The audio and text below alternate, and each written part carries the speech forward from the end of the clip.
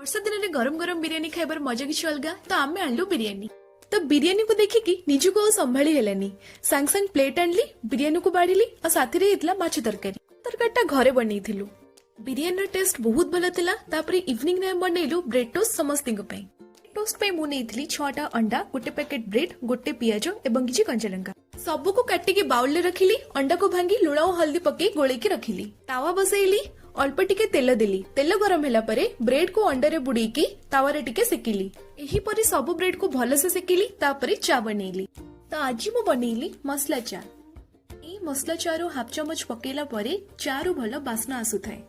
चाहा करी सारी ओ ब्रेड को प्रिपेयर करी सारी जेजे जेजेमा और सानो भाई की देली खाइबा पे समस्ते कहले बहुत बढ़िया ହେଇଛି। सानो भाई कहले दीदी ओ पई आउ दिटा रखिथिबु मु ट्यूशन रो आसिले खाइबी। देखंतु ता एक्सप्रेशन। और आमे भी खाइलु। और आज हमर छुट्टी दिन को आमे एमिति कटेलु। आपण माने कोन करंती कमेंट सेक्शन में जणांतु।